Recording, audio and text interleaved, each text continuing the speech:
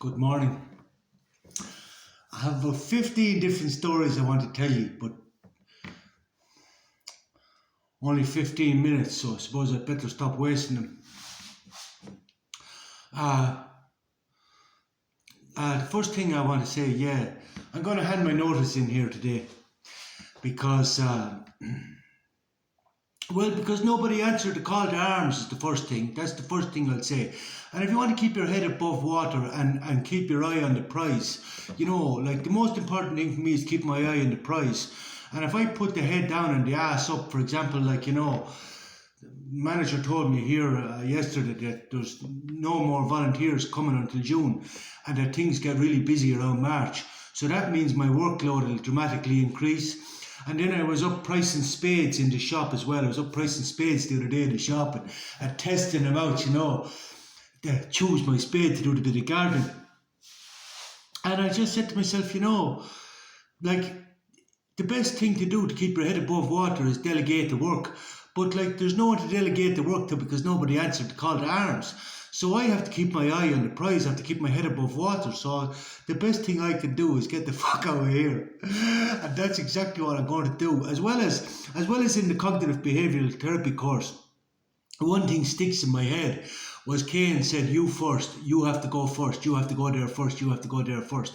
So I'm going to go there first. I'm going to go there first. I have fuck all, but I'm going to go there first. I'm going to Poland. I'm going to Poland.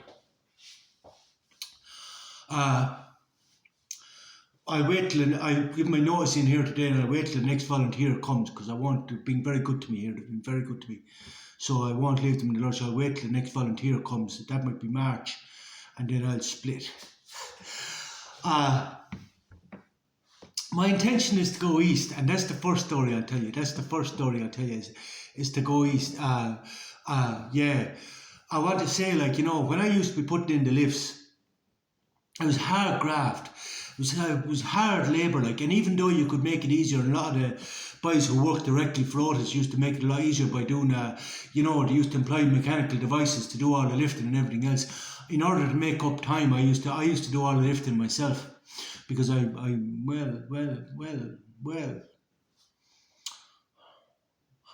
mind doing the lifting, and as I say, I made up a lot of time. Time is the most precious thing we have, and I made up a lot of time, and I was well able to do the lifting. But it was hard graft. Anyway, it was hard graft, and then, as I said, it wasn't as mentally stimulating. But then I found lots of other things. For example, when I was finished with the shares, I opened a number of other businesses in conjunction with the lifts. Which, put it this way, I kept the brain out of the default mode network, and I always make sure to keep the brain out of the default mode network. And this is one of the great things about philosophy, and moving forward is to share everything. You keep the brain out of the default mode network because that's what makes you fucking depressed. This ingrained loop, and the more and more you drive around this ingrained loop, the more and more ingrained this loop gets, and the harder it is to break out from this ingrained loop. Do you understand? This is why I used to have the page called a psychedelic therapist. It's like getting a snow globe and shaking it like this, and bringing a fresh fall. It brings entropy to the brain, and it's like a fresh fall of snow. It makes it easier then to open up new neural pathways and start to think differently. Because some people seem to have trouble grasping new information because they've such ingrained thought patterns. They have trouble accepting new information and new ways of thinking and new ways of. Do you understand? Even though they might think about it, they have trouble getting out the ingrained loop, out the ingrained pathways of the new, do you understand? The new neural pathways that they're using for the current processing of life. And and this, as you get older, this gets harder and harder because the windows of cognition close. But I keep the windows of cognition fairly clean, let me tell you. And this is one of the great things about philosophy. It'll clean the windows of cognition for you as long as you don't cling to conditioned beliefs and and values and things like this, and your morality as well. You have to be flexible. And this again was from the cognitive behavioral therapy course. A rigid mind will not benefit you. It will not benefit you. Anything too rigid will break if you put enough pressure on it. Ask Nietzsche. He'll fucking tell you that. Well, he won't tell you that because he's dead. But he spent 11 years with he's fucking in his sister's room as an exhibition because he was not only a vegetable, his mind snapped. Too inflexible into thinking. Too inflexible into thinking. Do you know what I mean?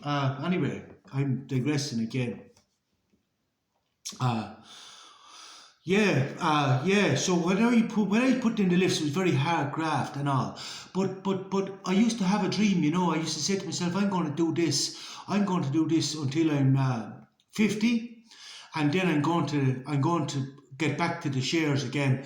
I'm going to Long Island Beach or 100 Island Beach in the Philippines, and I'm going to buy two houses. I'm going to buy two houses on 100 Island Beach, and I'm going to rent one and live in the other and trade on the beach and trade my shares on the beach. And this was the dream that I was working towards. You know, this is the dream that I was working towards. This was the dream. And I always say one thing. Never let anybody take your dreams. Never let anybody take your dreams, because they will, and they fucking will, and they'll try. They'll kill you slowly with little phrases like be realistic.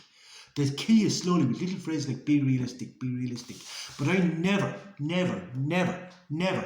anybody take my dreams. I'm still chasing every single one of them. Everything I said I was going to do, I always did, and everything I didn't get to do, I'm still chasing it. I'm still doing it.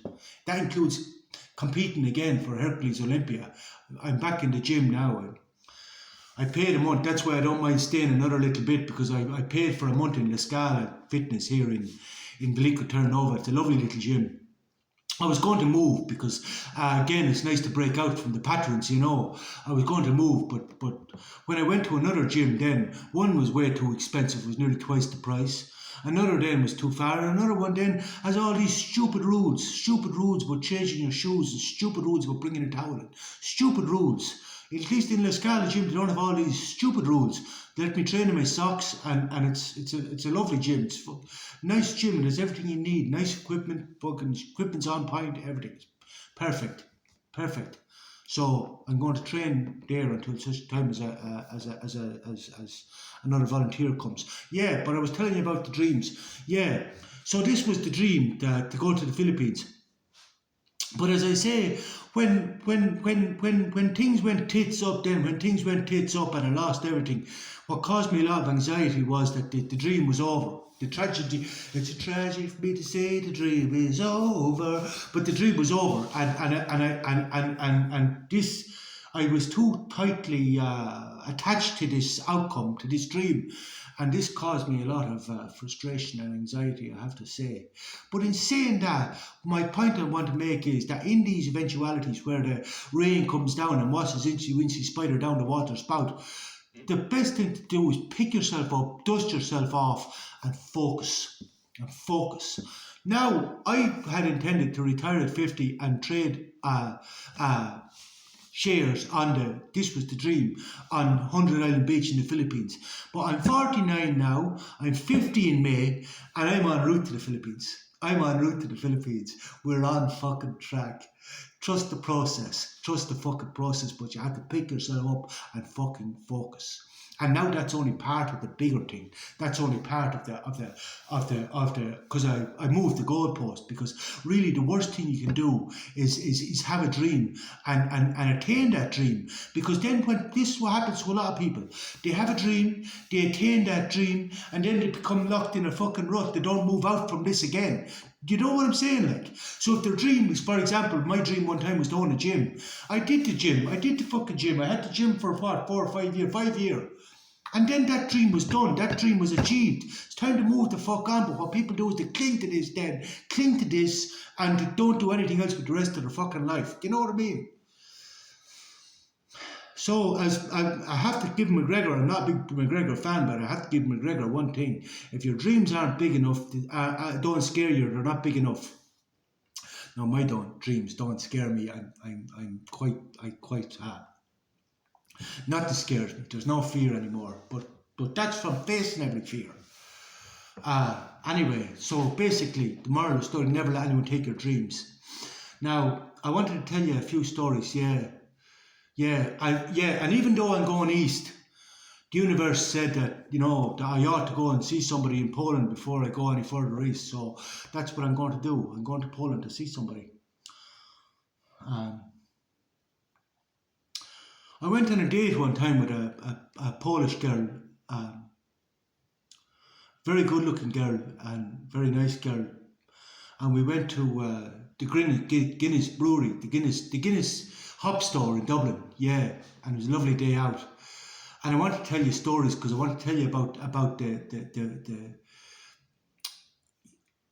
importance of a muse, how great a muse can be in a man's life. I ought to know, I had several, but like everything, it's all about how you use it, and I want to tell you about the benefits of a muse, and about how it's very important with everything to stay in control of yourself. And this is because I want to tell you the importance that in psychology at the moment, they keep telling you, serve others, lick everyone's arse, serve others, put others first, I'm telling you now, put yourself first. You must learn to put yourself first. You have to come first. I used to train bouncers, and I used to teach the bouncers, if you can't look after yourself, how the fuck can you expect to look after anybody else? If you can't look after yourself first. I have to agree with Ayn Rand on this one. You must look after yourself first, put yourself first, work on yourself first. As Osho said, was it Osho? I think it was Osho, one of those that said, if you want to change the world, start by changing yourself first. And this means, as I say, work on yourself first, because you can very easily, even with a muse, you can very easily fall into this trap, this trap of masking over your insecurities and your shortcomings with love. You know what I mean? Like, love is the greatest energy of all, but you can very easily use that, and that's a big fucking mistake. That's a big fucking mistake, and it's going to snare you in an awful trap.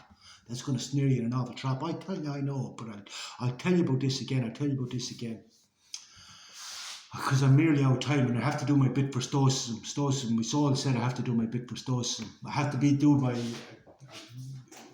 ambassador for Stoicism. But anyway, I owe Stoicism a lot. I owe him a lot. Anyway, the point I'm trying to make is that even though wishy-washy says about the power of now, and everybody says about the power of now, and stay present, the past and the future and the present all interact with each other, and it's very important, like everything else, it's very important how you use the past, how you use the future, and it's very important that you don't forget them, that they're not gone, and they're not, and even though the future is uncertain and not ours to control, it's very important how you use it, how you use the past. For example, the Stoics will say, sit down, reflect on your day, ask yourself what you did well and what you could do better. And I say, go back more than a day, reflect on your life and ask yourself what you did well and what you could do better and what you would do differently in the same circumstances again, and learn from each and every experience. And then as regard to future, you have to use,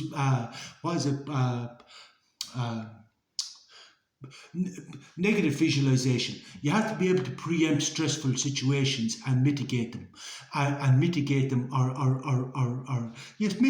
Not that you develop any fear about them, but as Seneca said, if you the blow that you see coming doesn't hurt as much as being blindsided. But so the past and the present, relative, but you need laser focus right here, right now, to be able to apply all this and to your current action, But for example, I could, I'm sitting here saying to myself, I might take myself out to the cinema tonight, but there's no screen protector on my phone. So really, if I was to preempt a stressful situation, it would be this screen getting broken because I have no screen protector on it. And then to mitigate this, the best thing I could do is take myself out and buy myself a screen protector for this phone. Or I'd be needing fast cracked screen and mobile phone repair. Do you know what I mean? But that's preempting a stressful situation. because this phone is the most important thing I have right now. I need it for my work. I need it for uh, everything. So I preempt a stressful situation and I mitigate it. Do you understand how you use it? How you use it? Past, present, future. How you use it. Bye.